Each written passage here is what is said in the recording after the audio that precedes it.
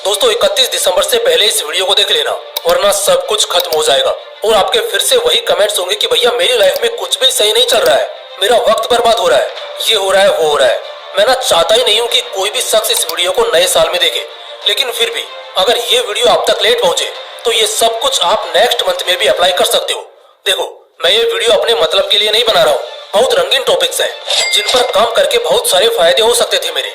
मैं ये तुम्हारे फायदे के लिए बना रहा हूँ। अगर तुम आज इन चीजों को नहीं जानोगे तो समझना सब खत्म हो जाएगा। इसलिए इन्हें देखना, समझना और अप्लाई करना, ताकि वीडियो के नीचे आपके कमेंट्स बदल जाएं कि भाई अब मेरी लाइफ में सब कुछ अच्छा चल रहा है, सब कुछ टाइम से हो रहा है।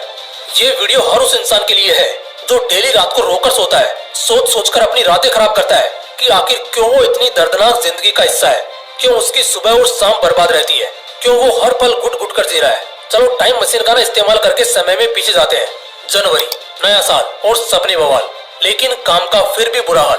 3 महीने शुरू के सिर्फ बर्बाद रहे ये सोच सोच कर कि करना क्या है, और जब मकसद तय हुआ तो 1 महीने लगन से जरूर काम किया, लेकिन फिर बरसात का मौसम शुरू हुआ और सारे मकसदों को भूलकर उस काम चोरी वाले कंबल को दोबारा ओढ़ लिया। बरसात में बर्बाद रहे और अब शुरू हुई सर्दियां, जिसमें तकलीफ के आंसू यही सोच सोच कर निकलते रहे कि साला क्यों हम इस साल भी बर्बाद रहे। मैं ना कुछ बताना चाहता हूँ, ये साल बर्बाद रहा तुम्हारी वजह से, लेकिन अब भी देर नहीं हुई, क्योंकि अगर तुम इस वीडियो के टाइटल को देखोगे तो समझोगे कि क्यों मैंने वीडियो 31 दिसंबर से पहले देखने के लिए कहा है। मुझे पता है अब लोग न्यू ईयर मोटिवेशन देंगे जो अगले साल के बारे में होगा, लेकिन इस साल का क्या? हर साल के शुरुआत में लोगों को मोटिवेट करते रहो और साल के आखिर में भी वो बर्बाद ही रहे, तो फिर किस काम की है ये मोटिवेशन? बाद में वजन तो तब पड़ेगी ना जब मैं तुम्हारे इस बर्बाद साल को भी आबादी में बदल सकूं, एक नई जिंदगी में संवार सकूं। मैंने कहा ना, मैं चाहता ही नहीं हूँ कि कोई भी शख्स मेरी इस वीडियो को नए साल में देखे।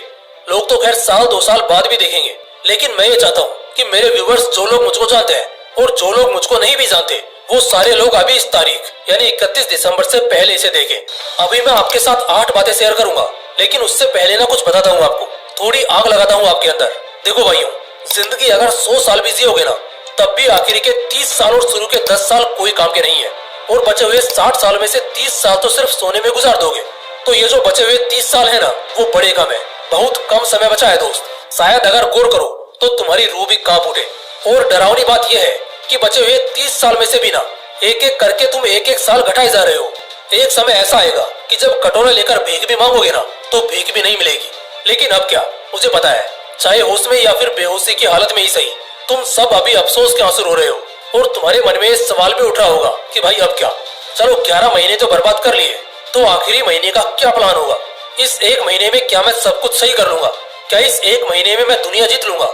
इस 1 महीने में मैं सब कुछ हासिल कर लूंगा? और क्या इस 1 महीने बाद मुझे कभी बर्बाद होने का अफसोस नहीं होगा? देखो, मैं तो जवाब के साथ तैयार हूँ, तुम बस जुनून के साथ तैयार रहना। हाँ, इस 1 महीने में तुम सब कुछ हासिल कर लोगे। हो सकता है शायद तुम दुनिया नहीं जीत पाओ, लेकिन खुद को जरूर जीत लोगे, अपने मन को जरूर जीत लोगे। और हाँ, ये भी बिल्कुल सही है कि 1 महीने बाद अफसोस और गिल्ट के आंसू नहीं, बल्कि सुकून वाली जिंदगी जियोगे।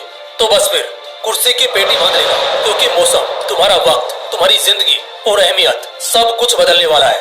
8 पॉइंट शेयर करूंगा, बस तुम्हें उन्हें समझना है, और अगर समझ गए तो समझो एक दुखी नरक से निकल गए।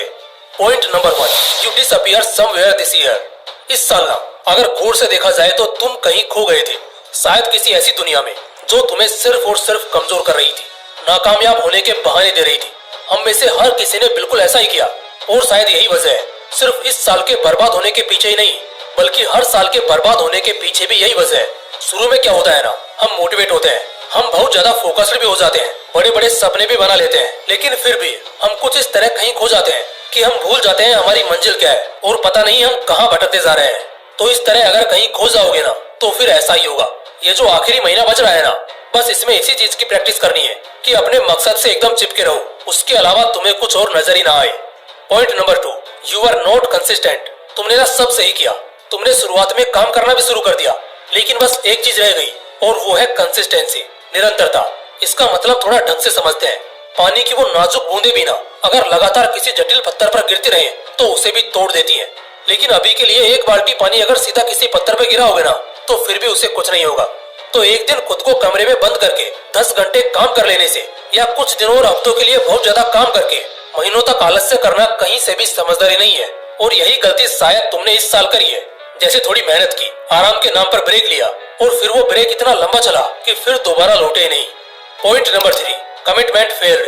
बार बार तुमने अपनी बातों की, अपने कमिटमेंट की वैल्यू गिराई है।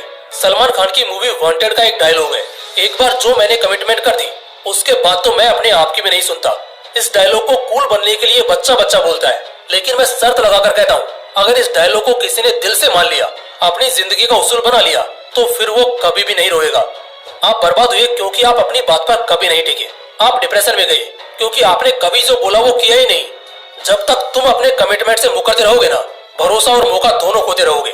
तो या तो कमिटमेंट मत करो, या फिर अगर करो तो चाहे मर जाना, लेकिन उसको फेल मत होने देना। अगले 1 महीने पूरी तैयारी के साथ यही चीज करनी है। कमिटमेंट से चाहे कुछ भी हो जाए, मुकरना नहीं है। Point number 4, start craving for success. पहले बहुत होती थी, शायद आज नहीं होती, और यही वजह है कि तुम सिर्फ सपने देख पाते हो, उन्हें सच कभी नहीं कर पाते। पता है वो क्या है? सक्सेस की क्रेविंग। जैसे दोस्तों के साथ चुगली करने का, मसालेदार और जंक फूड खाने का, बाइक राइडिंग का, किसी को परेशान करने का, इन सब चीजों की जितनी छटपटाहट होती है ना, जितनी क्रेविंग होती है, अगर उतनी ही क्रेविंग सक्सेस की होने लग जाए, अगर इतना ही मन हार्डवर्क करने का कर जाए, तो वक्त ही बदल जाएगा दोस्त। अगर ये क्रेव खत्म हो रहा है तो ये फिर तुम्हारे लिए बहुत बुरी बात है।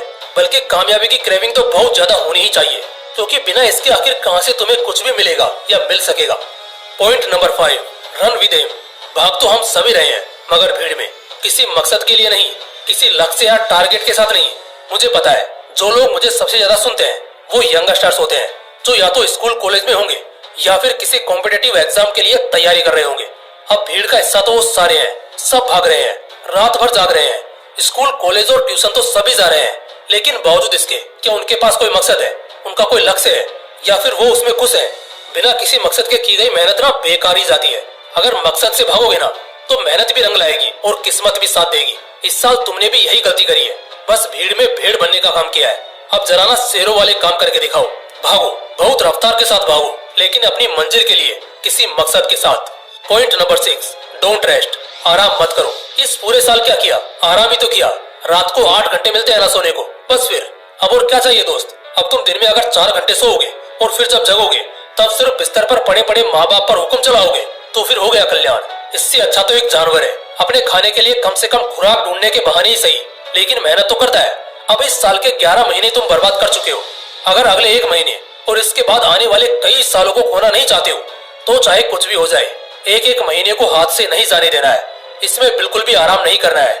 वैसे भी ये आराम करने का समय है ही नहीं। 2 महीने बाद बहुतों के एग्जाम होंगे, तो भूल जाओ आराम। हाँ, मानता हूँ ठंड शुरू हो रही है, लेकिन जब नींद नहीं खुलेगी ना, या कंबल छोड़ने का मन ना करे, उस वक्त खुद को बस इतना कहना, क्या मैं रोने और जिंदगी भर घुट घुट कर जीने को तैयार हूँ? अगर तुम्हारा दिल हाँ कहे तो फिर सो जाओ, और अगर दिल ना कहे तो सब कुछ छोड़कर तुरंत खड़े हो जाओ। Point number 7, do experiments. इस आखिरी महीने में ना बहुत सारे एक्सपेरिमेंट्स करो, तुम्हारे बहुत सारे शक दूर हो जाएंगे। सुबह पढ़ो, कभी रात को पढ़ो, कभी शाम में पढ़ो। इससे तुम्हें ये पता चल जाएगा कि कौन सा समय तुम्हें सूट करता है। कुछ दिन वर्कआउट और अच्छा डाइट मेंटेन करके देखो, इससे ना तुम्हें पता चल जाएगा कि बॉडी में एनर्जी का कितना फर्क पड़ता है। इसी तरह कभी बहुत ज्यादा काम करके देखो, फिर जब आराम करोगे ना तो पता चल जाएगा कि सुकून क्या चीज होती है। इसी तरह से अलग अलग एक्सपेरिमेंट्स करके देखो। जैसे ही तुम एक्सपेरिमेंट्स करोगे, तुम्हारा मन बेहतर होगा, तुम्हें नए आइडियाज मिलेंगे, और फिर सब कुछ शानदार हो जाएगा। अगले साल शायद एक नया चमत्कार हो जाएगा। Point number 8, ban your bullshit distractions. जिस तरह 4 साल पहले भारत सरकार ने 60 चाइनीज ऐप्स को बैन किया क्योंकि वो युवाओं को दीमक की तरह खा रहे थे, उसी तरह आज के समय में जो डिस्ट्रैक्शंस तुम्हारी जिंदगी में है ना, चाहे वो कुछ भी हो, फोन हो, वेब सीरीज देखना हो, बहुत ज्यादा टाइम पास करना हो, कोई लड़की हो, कोई फालतू दोस्त हो, सबको बैन कर दो। कह तो रहा हूँ, जितने भी फालतू के डिस्ट्रैक्शंस है ना, सबको एकदम खत्म ही कर दो। सबको अपनी जिंदगी से हमेशा हमेशा के लिए बैन कर दो। क्योंकि अगर तुम खुद देखोगे ना, जो बड़े और महान लोग होते हैं वो कभी ऐसे फालतू चीजें करते तुम्हें कभी भी नहीं दिख सकते। तो यही फर्क है जो एक तरफ आम इंसान को रखता है और दूसरी तरफ एक महान इंसान को। अगर महान बनना है तो ऐसे बकवास डिस्ट्रैक्शंस को हमेशा के लिए बैन करना ही होगा। दोस्तों, इस वीडियो को अपने भाई बहन या हर उस दोस्त के साथ शेयर करो जो अपनी जिंदगी बर्बाद कर रहा है। और हाँ, अगर वीडियो अच्छा लगा तो इसे लाइक करना। और हाँ, अगर आपने अभी तक इस चैनल को सब्सक्राइब नहीं किया है तो इसे सब्सक्राइब करके बेल आइकन जरूर दबा लेना। बाकी फिर मिलते हैं इसी तरह की एक और बवाल वीडियो के साथ। जय हिंद, जय श्री कृष्णा।